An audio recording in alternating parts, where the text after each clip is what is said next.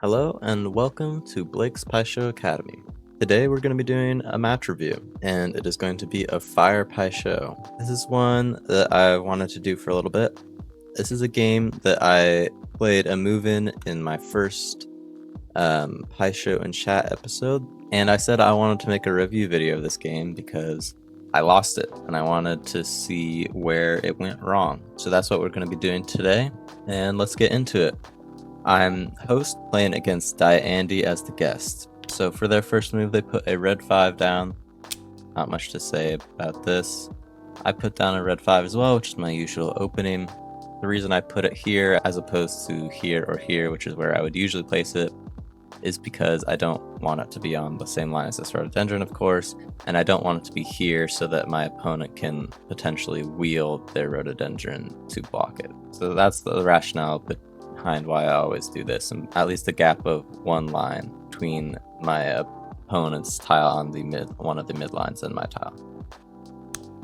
So my opponent plants a white 3 here, which makes sense, harmonizing with the red 5, and then they pull a knotweed and put it here, which is interesting. I don't think this would be how I use the knotweed. And also, actually, this is another reason I forgot why I put it at least with a gap 2 spaces away from this flower, is so that if I put it here, then my opponent has this where they can block one of my MCH openings with the knotweed and enhance their rhododendron. By the way, MCH just means midline crossing harmony. That's just something I use so that I save myself time and energy. But yeah, so that's the reason why I put 2 spaces away as well, so that my opponent doesn't have that. So that Andy here chose to enhance the red 5 instead of blocking with my MCHs, which I don't think that's the wrong choice. I think that is just a choice. You could block at MCH or boost the flower. I think both can work. So I plant a white 3 as well, and I get a white 5, and I decide to block my opponent's only MCH opening, which I think is a good move. Don't think anything to say there, really. Then my opponent plants a white 4 and gets a red 3. Which is a creative use of not only this white 4, but also this knotweed. It's interesting, they're using this boosted red 5 here to harmonize with this white 4, which is in a red garden. Usually here, I would just put a red 4 here anyways, even if my red 5 was boosted by the knotweed, just because it's in a red garden, and it's a very solid harmony that can't be disrupted if this knotweed ever gets removed from this space. But the nice part about this is, Andy doesn't really care if this harmony gets disrupted by this knotweed being removed, because the plan is, by putting the white 4 here, Andy now has a move like this, which forms a harmony with this red 3, and forms a midline crossing harmony with this white 4 and white 3. I like this move a lot, actually, with the white 4. At first, it didn't make a lot of sense to me, because I would have just planted a red 4.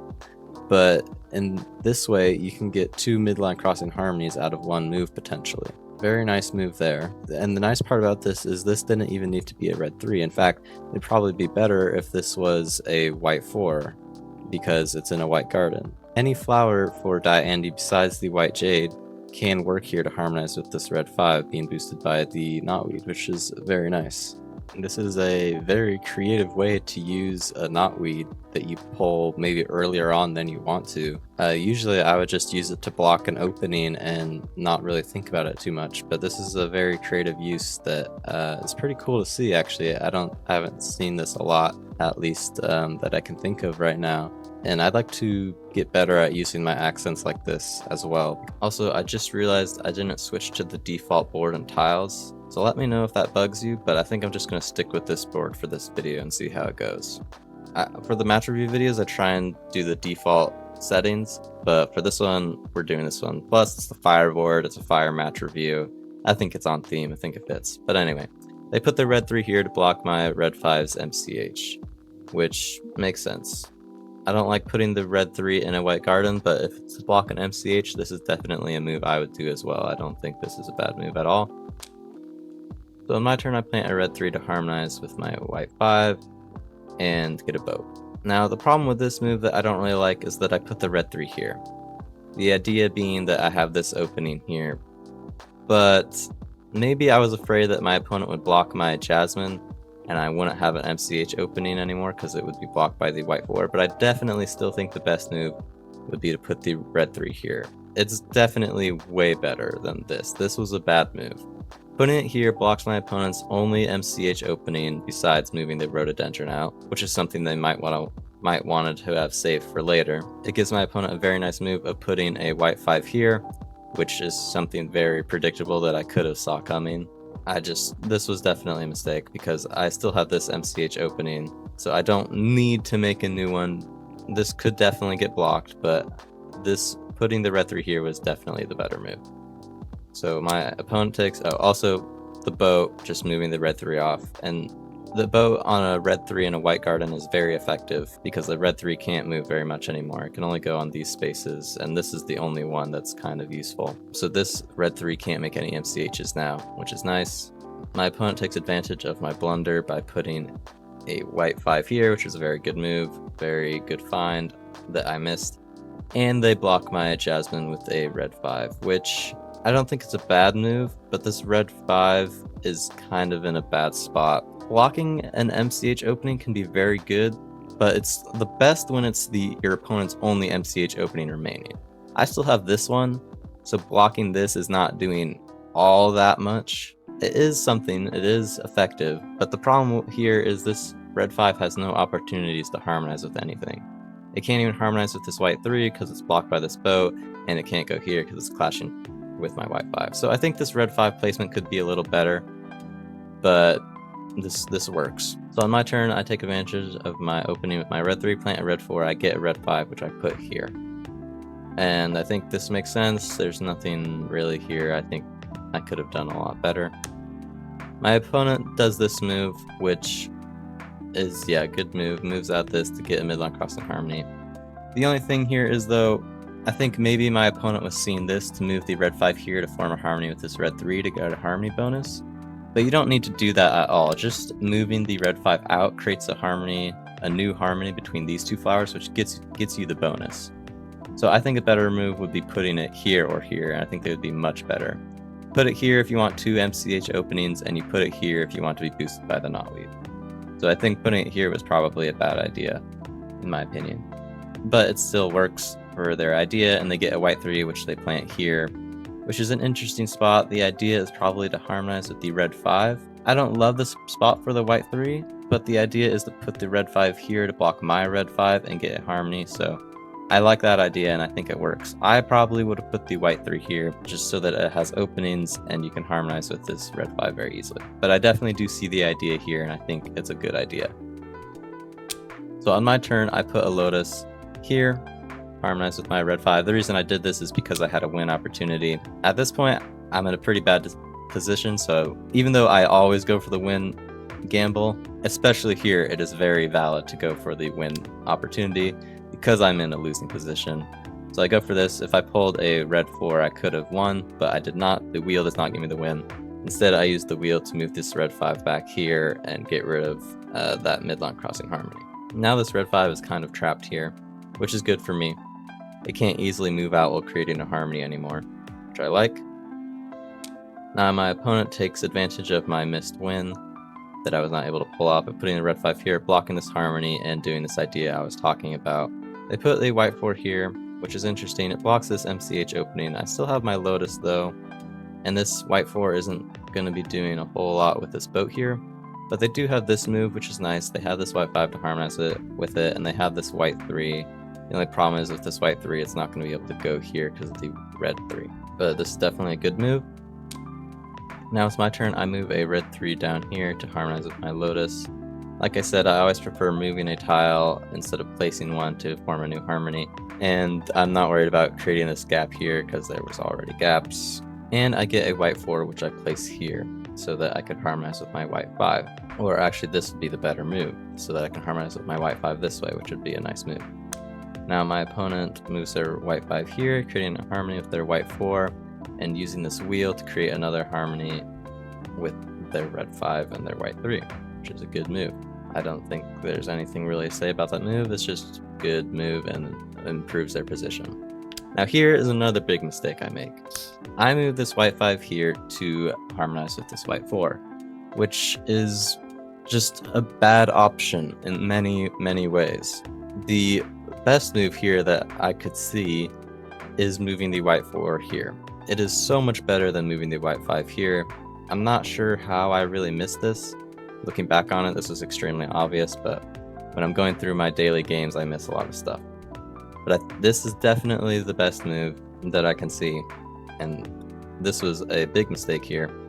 Putting the white 4 here is just so much better because this harmony is so much more secure without any gaps. It creates another MCH opening, and because I moved the white 5 here, I don't have any more MCH openings, so I decided to put the red 3 all the way out here, which is not the best, and just more gaps. But like, for example, if I put the white 4 here, then this would stay here, white 4 would be here. I have an MCH opening, so I wouldn't have to worry about creating one with this red 3, which means I could put the red 3 right here, which would be a much more secure harmony, and I'd still have an MCH opening.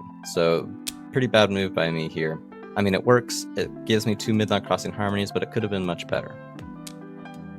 Now my opponent plants a red 3 with this open lotus that's been here for a while, taking advantage of this, which is a very good move. Getting rid of 2 of my harmonies actually and creating 2 of their own, so very good move for them. The red 4 was a great pull for them here, and that's a big swing. Now they have 1, 2, 3, 4, 5, 6 MCHs, and I only have 4. So I'm 2 behind, I'm host, it's not looking very good. So I plant a white 5 up here, which there's nothing wrong with that. I think it's probably my best option.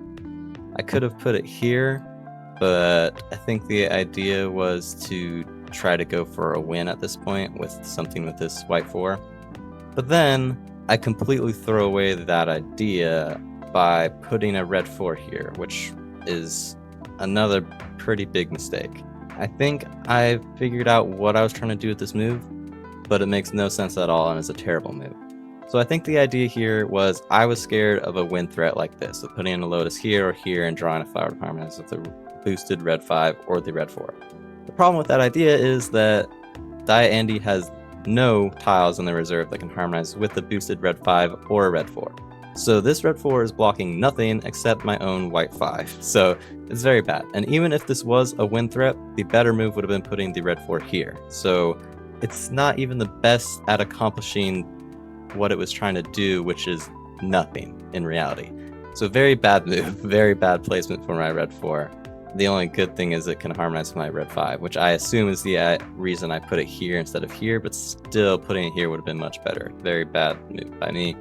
And actually, my opponent in this position does have a win threat that I am not blocking at all.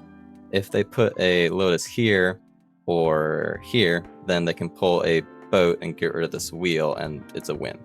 So that is not something that I blocked this move at all. The only thing I blocked was my win threat here. Now I no longer have this win threat at all.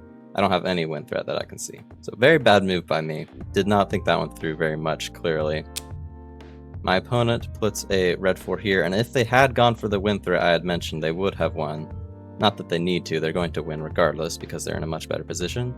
But they put a red 4 here and use the boat to get rid of this wheel here so that they can move this red 5 out for this idea again. So it's my turn. I move my lotus to get rid of this midline crossing harmony, put my wheel here to prevent this win threat, which now I see. Now the win threat is much more obvious with this wheel being gone because all they have to do is put a lotus here and it's a win, and they have some other options too, like this, you know. So I prevent that by putting the rock here, but I do believe, I don't know, potentially putting it here would have been the better move, because it still blocks the win threat and gets rid of 2 MCHs. This one only gets rid of 1 MCH. I think the reason I put it here was because I didn't want my opponent to have this move potentially, but putting it here might have been better just because it gets rid of 2 MCHs like right away. I could have even put it here or here, which all seem kind of better in my opinion. There's a lot of possibilities. I think the reason I chose this one is so that my opponent doesn't have this move. There were reasons to choose others, but I chose this one. It's hard to say right now for me which one's the best. I don't think this was bad for the rock placement. It got rid of the win threat, which is what really mattered. So now it's my opponent's move, and I kind of went over this in the Pai Sho and chat episode because this is where we were, I think. So they placed the lotus here, which is interesting. It's a funny move because it doesn't harmonize with this lotus and it blocks this harmony, so you know, blocking a Harmony with a Lotus is kind of a crazy move. A Lotus that's not on the mid line, I should say, which is crazy. But I think as much as I like the Lotus move, putting the Orchid here would have been even better because then you get a mid-line crossing Harmony, and they pull a rock which they use to block this mid-line crossing Harmony of mine. So at this point, I was completely lost. I went over the big mistakes I made. That's why I lost. I don't think there's too much else to say, really. I made some bad decisions with my tile placement, and it gave my opponent an early lead. This move especially, I should have saw. This was a very easy move to see that I let my opponent do. So right away, I gave my opponent the advantage, and it was not very good from there on, and I made a few more mistakes. So yeah, I just kind of wanted to go over this game because it's definitely a good game. Good game by Diet Andy. It was a lot of fun, and hopefully you learned something about Pai Sho through this video and through this match. I think it teaches some important lessons about looking ahead. Because if I had just looked ahead with some of these moves, I would see why they would be so bad. And you just have to look for all of your options. And all of your opponent's options, especially. So yeah, that's pretty much it. Thank you for watching, and I'll see you in the next video. Bye bye.